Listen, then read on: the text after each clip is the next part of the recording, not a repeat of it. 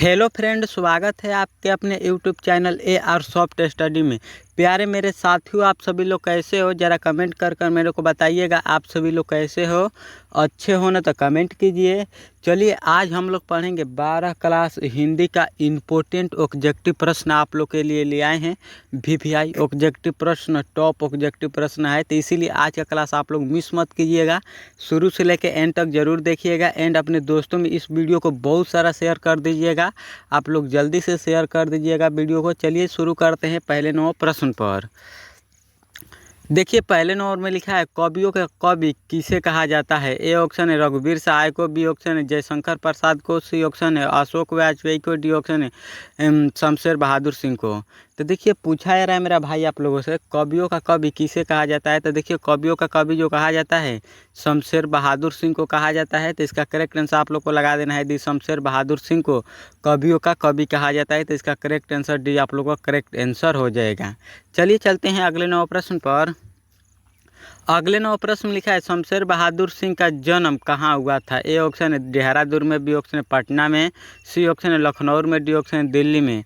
तो देखिए, पूछा जा रहा है मेरा दोस्त आप लोगों से शमशेर बहादुर सिंह का जन्म कहाँ हुआ था। तो शमशेर बहादुर सिंह का जन्म जो हुआ था देहरादून में हुआ था। तो इसका करेक्ट आंसर आप लोग को लगा देना है ए, देहरादून में शमशेर बहादुर सिंह का जन्म हुआ था। तो इसका करेक्ट आंसर ए आप लोगों को करेक्ट आंसर लगा देना है। चलिए चलते हैं अगले 9 प्रश्न पर। अगले 9 प्रश्न में लिखा है निम्नलिखित में से पुरुष जब नारी का रूप लेता है तो वह बन जाता है। ए ऑप्शन है भगवान, बी ऑप्शन देवता, सी ऑप्शन है राक्षसी, डी ऑप्शन है इनमें से कोई नहीं।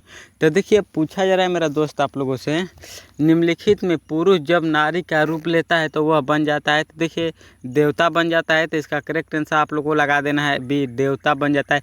यही नारी जब नर का रूप लेती है तो राक्षसी बन जाती है। तो इसको भी आप लोग साथ में याद रखिएगा। तो इसका करेक्ट आंसर भी हम लोग का करेक्ट आंसर हो जाएगा।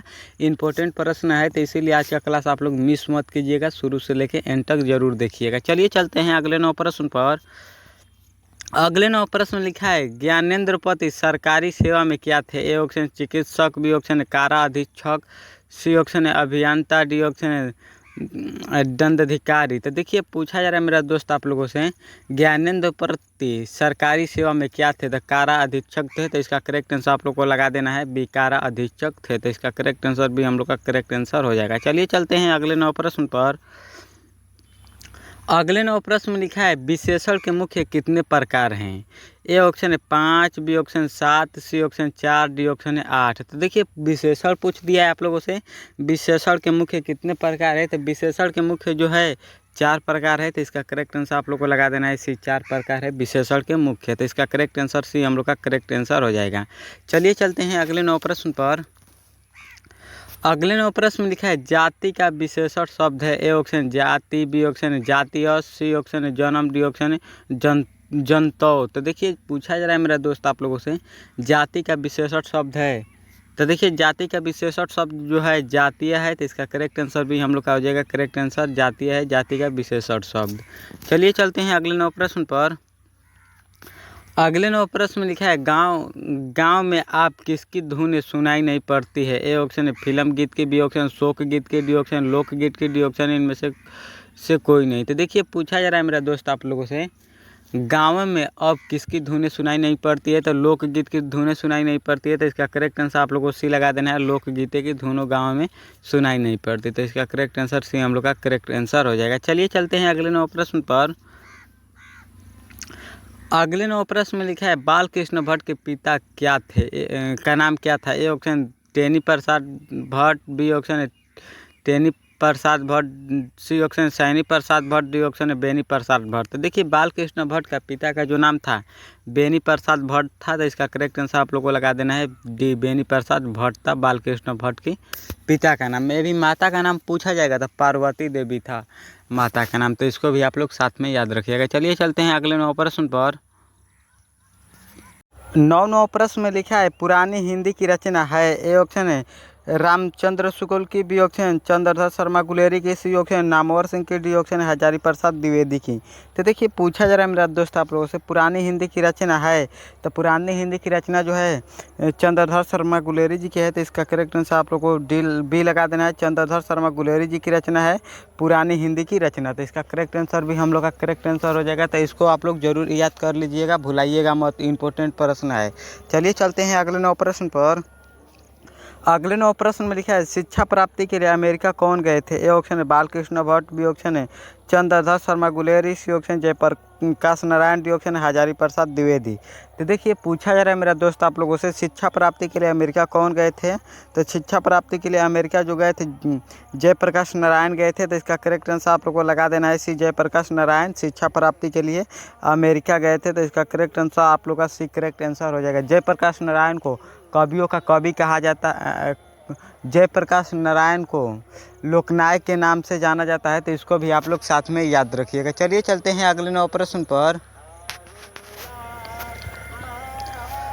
अगले 9 प्रश्न में लिखा है अर्धनारी पाठ में कल्पित रूप है? ए ऑप्शन शिव और पार्वती का, बी ऑप्शन राम और सीता का, सी ऑप्शन है राधा और कृष्ण का, डी ऑप्शन विष्णु और लक्ष्मी का।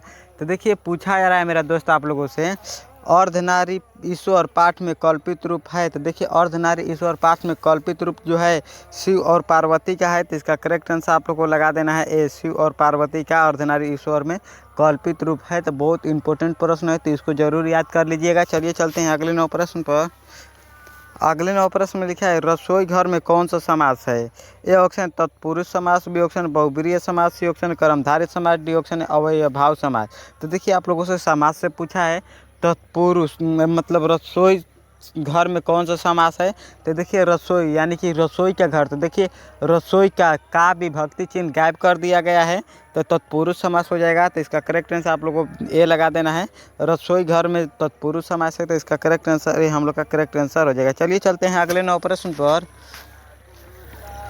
अगले 9 प्रश्न में लिखा है प्रतिदिन समास है? ए ऑप्शन तत्पुरुष समास, बी ऑप्शन कर्मधारय समास, सी ऑप्शन बहुब्रीहि समास, डी ऑप्शन अव्ययभाव समास। तो देखिए पूछा जा रहा है मेरा दोस्त आप लोगों से प्रतिदिन समास है, तो देखिए प्रतिदिन समास जो है अव्ययभाव समास है, तो इसका करेक्ट आंसर आप लोग को ए लगा देना है, अव्ययभाव समास है प्रतिदिन, तो इसका करेक्ट आंसर ए हम लोग का करेक्ट आंसर हो जाएगा। चलिए चलते हैं अगले 9 प्रश्न पर। अगले 9 प्रश्न में लिखा है डरावना शब्द का परिवाची होगा? ए ऑप्शन है भय, बी ऑप्शन है लुट्ठक, सी ऑप्शन क्रोध, डी ऑप्शन है भयानक। तो देखिए पूछा जा रहा है दोस्त आप लोगों से डरावना शब्द का परिवाची होगा, तो देखिए डरावना शब्द का परिवाची जो होगा भयानक होगा, तो इसका करेक्ट आंसर आप लोग को डी लगा देना है। डरावना शब्द का भयानक परिवाची शब्द होगा, तो इसका करेक्ट आंसर डी आप लोगों को भूलना नहीं है, जरूर लगा देना है। जिन भी स्टूडेंट वीडियो को लाइक नहीं किए हैं तो ज़रूर कर लीजिएगा, एंड अपने दोस्तों में इस वीडियो को शेयर कर दीजिएगा, एंड इस चैनल को ज़रूर सब्सक्राइब कर दीजिएगा। सब्सक्राइब कर दीजिएगा तो जब भी क्लास होगा तभी आपके पास नोटिफिकेशन पहुंचेगा, इसीलिए चैनल को सब्सक्राइब करके घंटी पर प्रेस जरूर कर दीजिएगा, तो ज़रूर सब्सक्राइब भी कर दीजिएगा। चलिए चलते हैं अगले 9 प्रश्न पर। अगले 9 प्रश्न में लिखा है अ का उच्चारण स्थान है? ए ऑप्शन तालु, बी ऑप्शन है कंठ, सी ऑप्शन दंतोष्ट, डी ऑप्शन दंत। तो देखिए पूछा जा रहा है मेरा दोस्त आप लोगों से अ का उच्चारण स्थान है, तो देखिए अ का उच्चारण स्थान जो है कंठ है, तो इसका करेक्ट आंसर आप लोगों को लगा देना है बी, कंठ है अ का उच्चारण स्थान। चलिए चलते हैं अगले 9 प्रश्न पर। अगले 9 प्रश्न में लिखा है मोहन राकेश का बचपन का नाम क्या था? ए ऑप्शन है कृष्ण मोहन मुगलानी, बी ऑप्शन है राधा कृष्ण मुगलानी, सी ऑप्शन है गौतम मोहन मुगलानी, डी ऑप्शन है मदन मोहन मुगलानी। तो देखिए आप लोग इसका जवाब चैट सेक्शन में बताइएगा, मोहन राकेश का बचपन का नाम क्या था, तो आप लोग ज़रूर बताइएगा चैट सेक्शन में मोहन राकेश का बचपन का नाम क्या था। तो मदन मोहन मुगलानी था, तो इसका करेक्ट आंसर आप लोगों को लगा देना है मेरा दोस्त आप लोगों को मदन मोहन मुगलानी, तो इसका करेक्ट आंसर डी आप लोगों को लगा देना है मोहन राकेश का बचपन का नाम था। चलिए चलते हैं अगले 9 प्रश्न पर। अगले 9 प्रश्न में लिखा है गांधी जी चंपारण कब आए थे? ए ऑप्शन है अप्रैल 1920 में, बी ऑप्शन है अप्रैल 1925 में, सी ऑप्शन है अप्रैल 1917 में, डी ऑप्शन है अप्रैल 1915 में। तो देखिए पूछा जा रहा है मेरा दोस्त आप लोगों से गांधी जी चंपारण कब आए थे? तो गांधी जी चंपारण जो आए थे अप्रैल 1917 में आए थे, तो इसका करेक्ट आंसर आप लोगों को सी लगा देना है, अप्रैल 1917 में गांधी जी चंपारण आए थे, तो इसका करेक्ट आंसर सी हम लोग का करेक्ट आंसर हो जाएगा। आप लोग भूलना नहीं है इस प्रश्न को। चलिए चलते हैं अगले 9 प्रश्न पर। अगले 9 प्रश्न में लिखा है जगदीश चंद्र माथुर जो भितिहारवा में पहुँचे तो कौन मिला? ए ऑप्शन है गांधी जी, बी ऑप्शन है गोखले जी, सी ऑप्शन है पुंडली जी, डी ऑप्शन है कोई नहीं। तो देखिए पूछा जा रहा है मेरा दोस्त आप लोगों से, जगदीश चंद्र माथुर जी भितिहारवा पहुँचे तो कौन मिले थे? तो पुंडली जी मिले थे। तो इसका करेक्ट आंसर आप लोगों को सी लगा देना है, पुंडली जी मिले थे। तो इसका करेक्ट आंसर सी हम लोग का करेक्ट आंसर हो जाएगा। चलिए चलते हैं अगले नौ प्रश्न पर। अगले नौ प्रश्न में लिखा है गंडक नदी का चर्चा किस शीर्षक पाठ में है? ए ऑप्शन ओ Sadanira, B option rose, C option Ardhanarishvara, D option तीरिच। तो देखिए पूछा जा रहा है मेरा दोस्त आप लोगों से, गंडक नदी का चर्चा शीर्षक पाठ में है। तो देखिए गंडक नदी का चर्चा जो है ओ सदा नीरा पाठ में है। तो इसका करेक्ट आंसर आप लोगों को लगा देना है, ए ओ सदा नीरा पाठ में है गंडक नदी का चर्चा, जिसको जगदीश चंद्र माथुर जी ने लिखे हैं। तो इसको भी आप लोग जरूर याद कर लीजिएगा। चलिए चलते हैं अगले नौ प्रश्न पर। अगले नौ प्रश्न में लिखा है भगत सिंह किस उम्र में क्रांतिकारी गतिविधियों में शामिल हुए थे? ऑप्शन है 10 वर्ष की उम्र में, बी ऑप्शन है 12 वर्ष की उम्र में, सी ऑप्शन है 13 वर्ष की उम्र में, डी ऑप्शन 14 वर्ष की उम्र में। तो देखिए पूछा जा रहा है मेरा दोस्त आप लोगों से, भगत सिंह किस उम्र में क्रांतिकारी गतिविधियों में शामिल हुए थे? तो 12 वर्ष की उम्र में शामिल हुए थे। तो इसका करेक्ट आंसर आप लोग को लगा देना है बी, 12 वर्ष की उम्र में भगत सिंह ने क्रांतिकारी गतिविधियों में शामिल हुए थे। तो आप लोग जरूर इसका करेक्ट आंसर भी आप लोग जरूर याद रखिएगा। चलिए जिन भी स्टूडेंट वीडियो को लाइक नहीं किए तो ज़रूर कर लीजिएगा, एंड अपने दोस्तों में इस वीडियो को शेयर कर दीजिएगा, एंड इस चैनल को सब्सक्राइब कर दीजिएगा। चलिए आज का क्लास इतना ही पर समाप्त करते हैं, अगले क्लास में मिलने के लिए। तब तक के लिए आप लोगों से बहुत बहुत धन्यवाद। जय हिंद।